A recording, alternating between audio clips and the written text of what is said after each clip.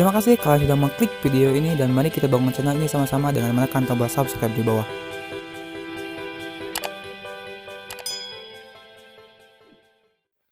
Assalamualaikum warahmatullahi wabarakatuh. Cuy mantap. Untuk podcast kali ini kita kedatangan tamu dari jauh.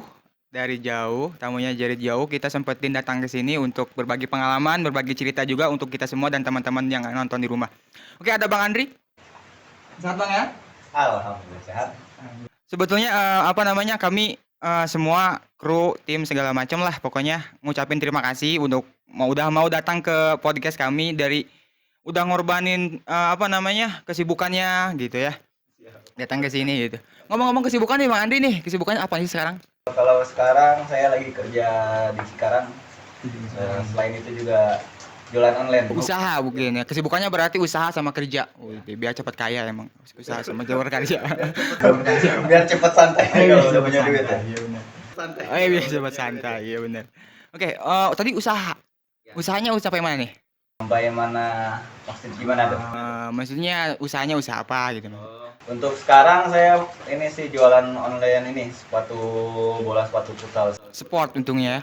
Sport, oke. Sepatu bola, kaos tim mungkin ya, kaos tim dan yang lain-lainnya untuk sport olahraga mungkin ya. Cuy, untuk lu semua yang bingung nyari kaos, bingung nyari sepatu, langsung cek. Linknya udah gue siapin di description box. Oke, sikat enjoy aman pokoknya. Aman ya? Aman. Oke, lanjut Bang Adi, kenapa gue bilang tadi kerjanya masih di Indo kan? Ya, Masih di Indo. Kenapa gue bilang masih di Indo? Karena kemarin sempat dengar juga pernah kerja di luar. Betul. Luar mana nih? Luar kamar, luar rumah, apa luar mana nih? Luar kamar. Luar kamar ya? Luar kamar. Jadi luar mana nih? Alhamdulillah tahun 2016 sempat kerja di Jepang. Di Jepang. Udih, jauh juga di Jepang ya. Lumayan lah. Kalau kata gue pernah lihat tulisan yang kayak apa ya di tukang mobil gitu ya. Tukang mobil ya. Kerja sambil wisata. Nah, betul emang rencananya begitu sih. Iya benar. Rencananya dari awal sejak pengen ke sana gitu. Rencananya emang pengen main nih kayaknya enak gitu. Sambil kerja juga Ya, kebetulan ada kesempatan kerja juga ke sana gitu. Kayak ini ya, tulisan-tulisan angkot jurusan Bogor Sukabumi gitu. Kerja sambil wisata ya. Bang ya? Iya, penonton bayaran diam-diam aja, dibayar buat apa di sini diam aja. Tawa dong. Gimana sih ente? Oke, lanjut. Kita kupas dari awal dulu aja ya gitu. Kenapa sih bisa kepikiran kok? Kayaknya gue harus kerja ke Jepang nih, kerja keluar. Kenapa sih pertamanya? Awal-awalnya sih gini sebenarnya. Sejak SMP tuh kebetulan di kampung saya itu ada yang pernah ke sana gitu. Ke Jepang juga. Ya, pulang dari sono bisa kebeli apa-apa. Wajahnya juga beda gitu, jadi ganteng. Oh, gitu.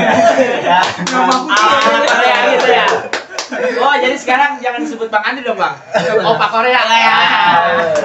Rencananya gitu, tapi balik ke sini hitam lagi ternyata. Ya, gitu. Faktor cuaca juga, Bang. Nah, awalnya dari situ, akhirnya katanya suruh masuk SMK ini begini-begini bisa nyalurin ke Jepang. Akhirnya saya pilih masuk sekolah itu dan kemudian mengikuti tes. Nah, untuk tes sendiri sebenarnya saya sampai gagal 3 kali gitu. 3 kali. Ya, dari waktu pas sekolah ada tes, tapi gagal. Kemudian kedua, saya waktu kerja gagal. Nah, yang ketiganya doang berhasil yang gitu. Ya, lumayan lah. Menurut Hoki emang yang ketiga yang terakhir mungkin ya. Yang ketiga yang terakhir ya. Oke. Berarti udah ada niatan masih sekolah juga udah ada niatan? Udah, dari SMP kan udah niat. Oke. Setelah lulus sekolah pernah kerja di sini dulu apa emang ikut tes langsung untuk ke Jepang? Nah, kalau tes ke Jepang kan sebelum lulus juga udah ikut, cuma masih gagal. Akhirnya memutuskan untuk kerja dulu di Indonesia. Nah, setelah di Indonesia kontrak 1 tahun selesai. Nah, kebetulan pas sebulan setelah itu ada tawaran untuk kerja ke sana gitu. Akhirnya ikuti tes dan akhirnya bisa langsung masuk pelatihan. Oh, gitu. Sekarang gini, kita balik lagi ke belakang. Ini kan ke Jepang itu bukan jarak dekat, bukan jarak sebentar juga gitu kan. Tanggapan orang tua gimana? Kalau orang tua sih pasti ini ya support. Iya, cuma khawatirnya juga iya karena kan kalau misalkan udah ke sana ya yang tadi dibilang jaraknya udah jauh gitu ya. Jauh, yang lama juga. Ya, sulit juga untuk pulang gitu. Nah, akhirnya tapi lama kelamaan karena bisa meyakini gitu. Akhirnya diizinin gitu. Diyakini dengan gaji yang cukup besar bisa beli apa-apa gitu ya, bisa bangun rumah, bisa segala macam. Iya, pasti. Oke, langkah pertama yang ditempuh apa? Pertama, tes mungkin. Tes. Kemudian waktu itu tes itu saya keluar perusahaan kan yang di Indonesia Desember. Pertengahan Desember saya ikutan tes interview. Januari udah masuk pelatihan 3 bulan di Jogja. Kemudian setelah itu 3 bulannya di Depok. Sampai Juni berarti 3 bulan 6 bulan. Totalnya di 6 bulan. Di sana lebih banyak ngapalin ini kotoba, kosakata Jepang. Nah, iya bahasa Jepang gitu. Sana. Nah, setelah 6 bulan, kemudian sebulan dikasih pulang, Julinya berangkat gitu ke sana. Kebetulan lagi cepet sih, dapatnya cepet dibandingin yang lain sampai nunggu bertahun-tahun gitu. Ya alhamdulillah kita bisa langsung ya, nggak usah nunggu dulu di sini gitu. Ini kan misalkan tes udah, terus udah masuk juga, orang tua udah lampu hijau juga ibaratnya ya, udah mengizinin. Berangkatnya tahun berapa inget? 2016 Juli 25 Juli. 25 Juli berangkat. Oke. Masih ingat nggak berapa orang yang berangkat dari Indonesia? Waktu itu kan seangkatan saya itu ada hampir 150 orangan loh. Waktu itu cuma di perusahaan saya kan ada 2 perusahaan. Yang satu perusahaan 50 orang, yang satu perusahaan 25 orang. Kebetulan saya yang perusahaan yang 50 orang itu lokasinya itu saya di Daihatsu Shiga. Kalau yang 25 Daihatsu Kyushu. Maksudnya kerjanya di bagian apa sih? Produksi mobil Daihatsu. Ya, betul. Berangkat dari Indonesia 50 orang berarti. Nyampe ke Jepang, itu ada tes lagi apa emang udah langsung kerja? Itu apa langsung training atau apa? Kalau udah di Jepang sih waktu itu masih pelatihan juga sebulan sih. Sebulan pelatihan bahasa sama guru dari Jepang gitu ya. Tes lagi sampai dapat N4. Kalau sebelum lulus ya terus pelatihan sampai lulus. Kalau udah lulus semua baru dikirim ke perusahaan-perusahaannya gitu. Kalau nggak lulus, pulang lagi, ongkos sendiri dong. Kayaknya mah, tapi cuma kalau misalkan ini jarang-jarang kalau misalkan udah kan sebelumnya di Indonesia juga tes dulu nih, dicoba dulu, udah lulus, baru berangkatin lagi udah yakin 90% lah. Bisa gitu.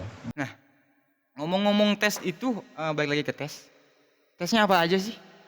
Kalau secara ini, kalau pas tes ke Jepangnya lebih ke ini sih, ke fisiknya dia. Ke fisik. Nah, nggak tes banyak yang coret-coret gitulah, perhitungan gitunya nggak terlalu.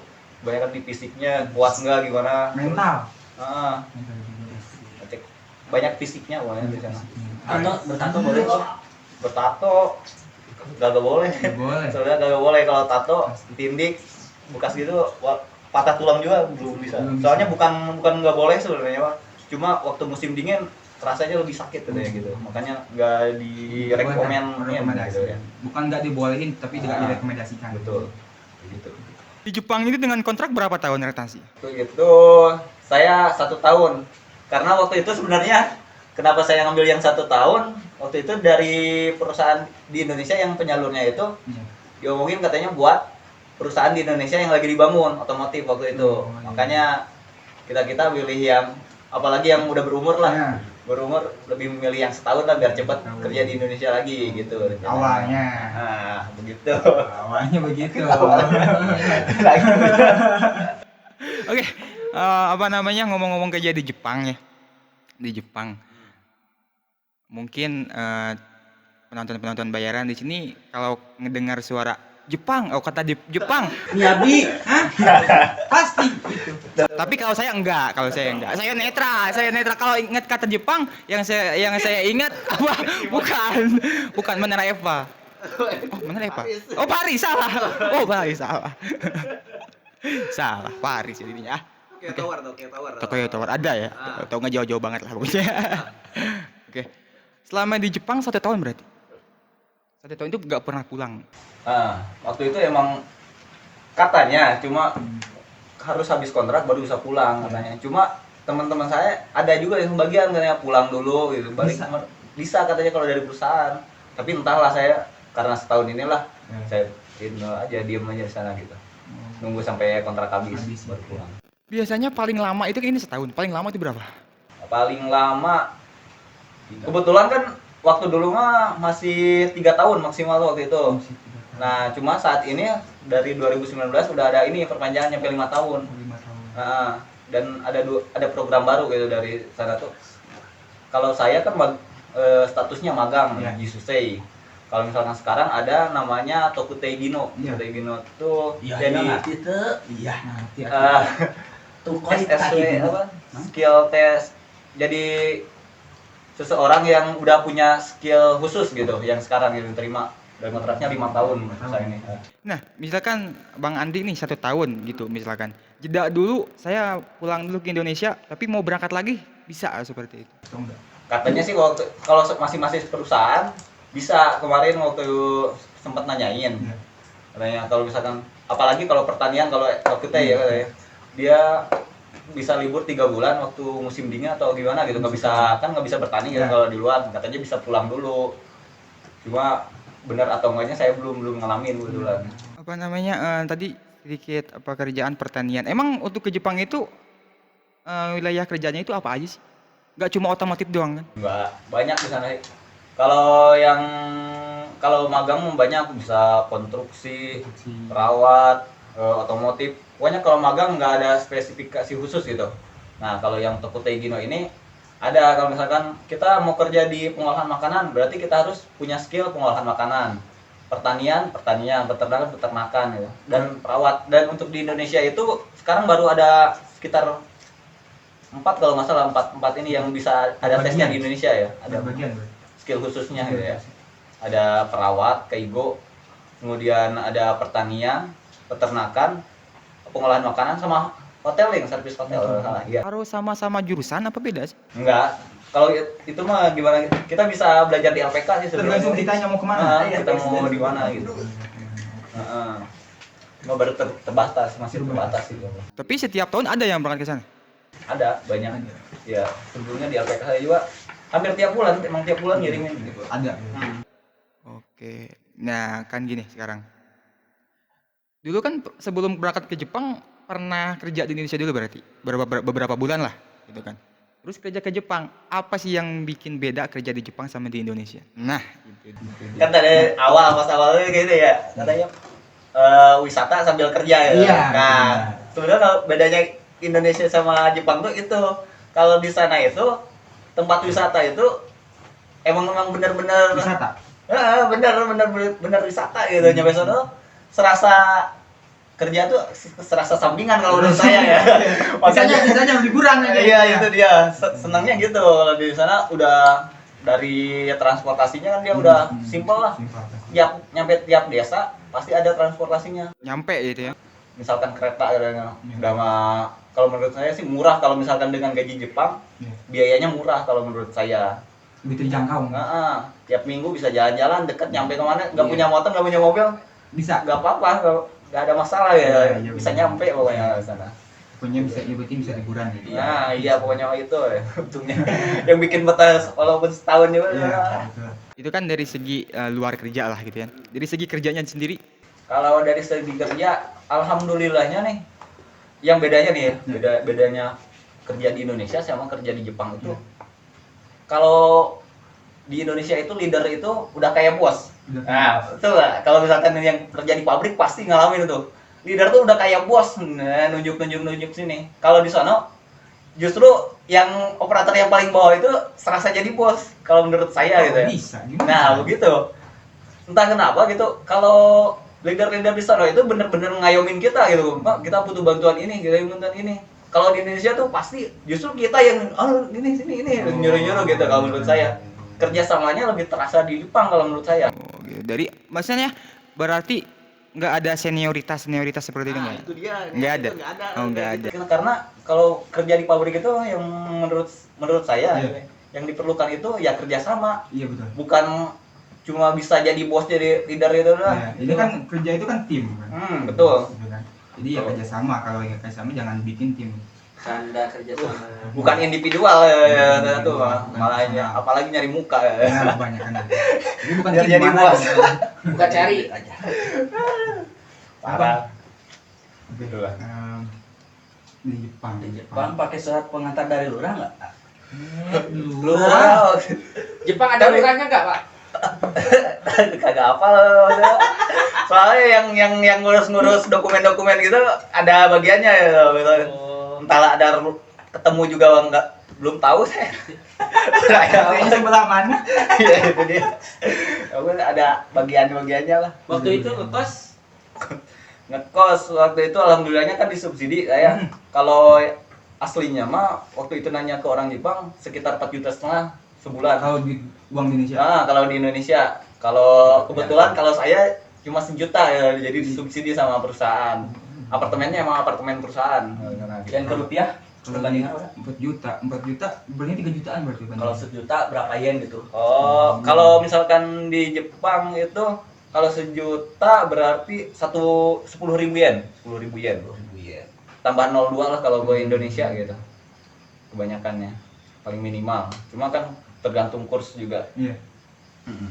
Nah, dari segi apa lagi nih pembedaan yang antara di Indonesia sama di sana? Dari segi penunjang, apa tunjangan atau segala macam? Kalau itu mah udah tinggi lah di sana mah. Dari misalkan gaji juga udah beda. Pasti. Gaji udah beberapa kali lipat dari Indonesia.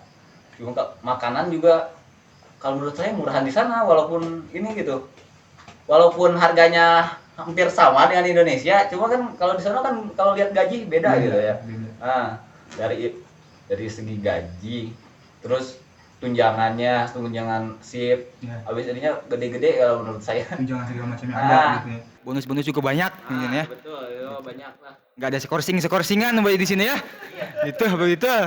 Tidak seperti di itu pekerjaan tempat teman saya, sekorsing mulu. Bingung saya. Sekorsing tapi nggak turun-turun gajinya.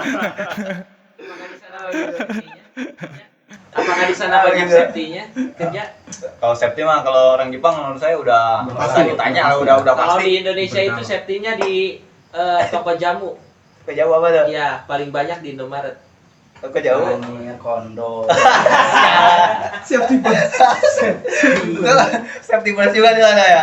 Aduh. Itu bukan lambang. Kalau safety first kan lambangnya gini ya. Tambah ini jadi gini jadi X ya. Payah. Apalagi ya? Makanan dia. Makanannya apa aja di Jepang?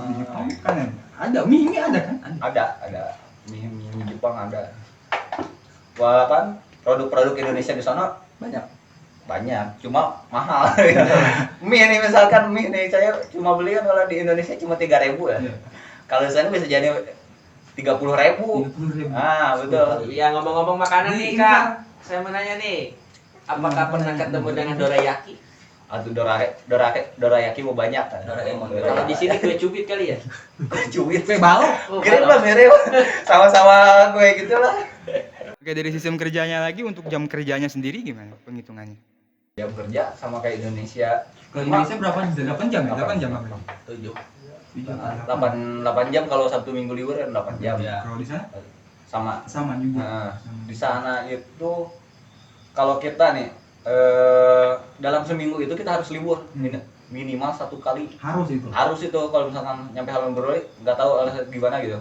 Pokoknya waktu itu dibilangin kalau misalkan nggak boleh nyampe full, harus 1 hari harus libur pokoknya gitu. Kalau perhatian lah kalau menurut saya kalau orang Jepang itu Menyeimbangkan kesehatan mungkin juga ya. Kalau dipaksaan terus kan berabe juga. ya benar kalau ngomongin kesehatan nih teman saya juga pernah. Ya, gimana? Waktu itu dia kena cutter doang dikit. Ya. Dia dah kalau di Indonesia Pak pakai Hansaplast aja beres ya. Kalau di sana nyampe libur hampir seminggu coba. Anjir, buset enak bener ya. Lebih Cuma ini ya. gitu dong. Iya makanya saking sayang ke orangnya bekerjanya gitu bisa nyampe diliburin seminggu gitu. Herannya. Tapi Aduh. Berarti kalau kakak lagi malas kerja, tinggal Ya betul. Makanya Ya rencananya sih gitu coba kalau sengaja itu agak-agak gimana gitu. jadi Keseimbangan kesehatan segala macamnya itu lebih dipertimbangkan mungkin ya, tidak seperti di negara-negara lain mungkin. Nggak tahu negara mana. Diam Anda ya. Oke. Kerja di Jepang kan setahun itu kan pasti ada suka dukanya sendiri. Apa tuh? Sukanya dulu apa dukanya dulu terserah. Kalau dukanya sendiri kan waktu itu saya berangkat Juli 2016 ya. Nah, 2016. Waktu itu Desembernya itu kebetulan nenek saya meninggal gitu. Ya. Nah, kan posisi kan lagi di Jepang ya, nggak mungkin sih bisa pulang ke sana. Sedangkan saya belum dapat cuti juga gitu. Nah di sana itu berapa bulan? Kerja berapa bulan? Sekitar 6 bulan waktu itu. Harusnya kan dapat cuti 6 bulan. Nah, cuma belum diinfoin juga waktu itu. Walaupun dapat cuti juga nggak mungkin sih waktu itu. Saya nggak diinfoin sebenarnya. Waktu nenek saya meninggal itu saya nggak tahu. Nggak dikasih kabar apa? Nggak dikasih kabar waktu itu. Saya lihat di medsos. Iya. Kebetulan ada temen bibi saya yang nge-tag dia gitu, innalillahi gitu. Ibunya meninggal gitu. Lah saya langsung telepon, apa ini benar gitu, nanyain. Ternyata benar gitu waktu itu. Lah saya nggak tahu saya harus gimana waktu itu. Untungnya itu pas saya libur juga waktu di Jepang itu. Lagi libur hari Minggu kalau nggak salah waktu itu. Dia kan Januari tanggal awal kan waktu itu. Waktu masih libur ya, musim dingin waktu itu. Waktu itu sedih banget sih waktu itu, beberapa hari waktu itu. Karena kenapa gitu, sebenarnya kan yang ngurus saya dari kecil itu kan nenek saya gitu, dari 5 tahun, dari SD nyampe SMK, bahkan nyampe kerja pun dia yang ngurus, sampai-sampai walaupun saya udah kerja, ketika pulang ke sini ke kampung dari tempat kerja, tetap dia yang ngejajanin apa gitu. Nah gitu. Nah waktu itu saya juga berniat waktu berangkat ke Jepang itu niatnya antar waktu pulang saya pengen ngajak dia jalan-jalan gitu. Cuma takdirnya beda lagi gitu, kata lain gitu ya. Nah itu pokoknya yang paling duka, yang gua rasain waktu di sana itu doang waktu, nggak ada yang lain. Nggak ada yang lain mungkin. Sisanya kebanyakan Kehilangan banget, iya kehilangan banget kalau di sana. Jadi suka dukanya kalau kerja di jauh itu seperti itu ya, nggak jarang, maksudnya bukan jarang pulang, maksudnya emang nggak bisa pulang gitu ya. Sulit pulang juga, misalkan jaraknya kan emang bukan masalah dari Jakarta ke Sukabumi dekat ya, misalkan bisa langsung naik motor kebut. Kalau di sana kan harus beli tiket dulu, izin perusahaan dulu gitu. Sulit lah gitu. Itu aja sih mungkin ya untuk suka dukanya mungkin. Itu doang yang paling ini Mas. Ada lagi. Sekarang gini, bisa dikatakan abang ini senior yang pernah ke Jepang gitu ya. Untuk teman-teman semua yang nonton video ini yang ikut pengen nih gue juga ke Jepang katanya gitu kan, lewat mana sih linknya gitu awalnya? Ya pokoknya kalau buat teman-teman yang pengen ke Jepang gitu ya, semangat aja. Saya juga nyampe 3 kali tes gagal gitu, nyampe nunggu lagi tes, pokoknya semangat aja. Yang pasti kalau di Jepang kan dibutuhin tuh fisiknya ya, misalkan sehat terus gitu. Sehat fisik dari sekarang. Kalau bisa mah yang semacam ngerokok tuh, ada teman saya waktu itu dia gagal karena di paru-parunya waktu ronsen kelihatan. Akhirnya padahal dia sehari sebelumnya itu dia udah mau berangkat, Tapi gagal. nah itu jadi di cancel, dia kagak bisa berangkat gitu. Jadi untuk teman-teman jaga kesehatannya gitu, misalkan rokoknya atau gimana batasi gitu, olahraganya juga biar kan soalnya kan fisik, kalau magang udah pasti fisiknya yang utama dia. Kalau terus selanjutnya ya kuat aja, ntar kalau misalkan pasti ada pelatihan bahasanya. Kalau di Jepang bahasa ya gitulah, satu hari satu bab itu bisa nyampe 30 nyampe 50 kosakata yang harus dihafal gitu. Setelah itu ada pelajaran lainnya gitu tiap hari itu. 3 kali. Apa namanya, bukan untuk orang-orang yang ingin coba-coba ya. Kalau coba-coba kan tesnya banyak juga lumayan. Sayang waktu, sayang uang kalau misalkan cuma sekedar ini. Dan kasihan juga yang emang udah niat tapi akhirnya dia kagak masuk juga gitu. Nah dari segi apa ya namanya, dari segi modal sendiri, kita ini modal sendiri atau apa? Gitu. Kalau kebetulan kalau di LPK saya ada dana talang. Yang 3 tahun ya, yang berlaku untuk 3 tahun. Ada dana talang buat pelatihannya. Kalau misalkan kita modal dari kita itu cuma buat bayar kontrakannya di sono, mes sana. Pas pelatihan, pas mes untuk biaya mes, makan gitu di situ. Lah sekitar waktu itu 6 bulan palingan habis 10 jutaan gitu. Nah, setelah itu kalau LPK saya kan jaminannya berangkat, kalau udah berangkat baru bayar. Nah, begitu enaknya gitu. Dan walaupun udah berangkat di sana, dia potong dari gaji. Dari gaji kita. Sekitar 17 jutaan waktu itu. Setiap bulan apa? Tiap bulan diambil 2 juta. Sampai setahun berarti. Sekitar setahun lah. Jadi enak lah, ringan lah. Cari dan untuk teman-teman jangan sampai inilah tergoda dengan LPK yang nawarin bisa cepet langsung ke Jepang gitu. Karena banyak kok sekarang ini yang LPK yang nawarin langsung ke Jepang nih, langsung ke Jepang. Bodong. Jangan sampai ya, betul. Bodong. Jangan sampai begitu. Tapi yang bodong itu ada, tapi yang sampai berangkat ke sana ada.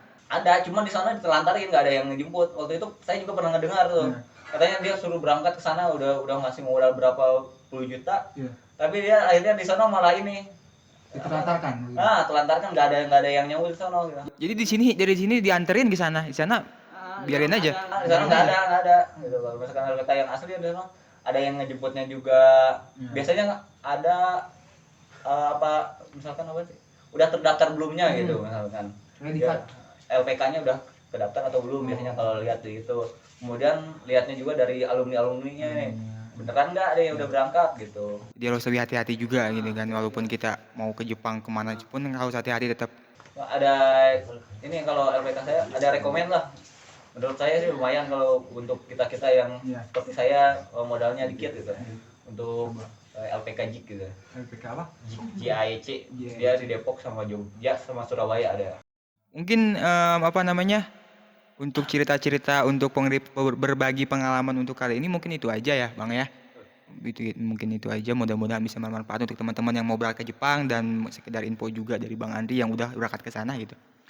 Oke Bang Andri, mungkin itu aja. Tapi kalau tadi kan sempat punya usaha sendiri. Tadi kan takutnya kurang jelas di awal, silakan untuk di promosikan aja ya, kita serah lah gitu. Kalian ya, saya mau ini promosiin jualan online saya. Bisa cek IG-nya, IG Mirai_sport. Di sana jualan sepatu bola, sepatu futsal, sama jersey. Asal muasalnya ada Mirai Sport. Sebenarnya saya terinspirasi dari anak-anak di kampung saya yang sangat sulit untuk mendapatkan sepatu olahraga ya seperti itu. Padahal bakat-bakatnya ada gitu. Makanya saya berinisiatif untuk membuka toko online, walaupun masih toko online yang ready-nya masih dikit. Ya mudah-mudahan kalau kesananya masih berjalan dengan lancar, insya Allah saya juga ingin ngasih modal buat inilah, buat anak-anak kampung saya biar bisa membantu. Ya, cuy gitu buat kalian semua yang pengen nyari kaos, bingung nyari kaos segala macam untuk olahraga segala macam, bisa langsung cek aja. Description box gua ada, udah gua siapin Mirai Sport ya, Mirai Sport Instagram, tinggal cek aja, enjoy aman. Oke, mungkin itu aja cuy. Terima kasih untuk waktunya Bang Andri udah datang ke sini dan sampai di sini saja. Oke, lanjut, enjoy.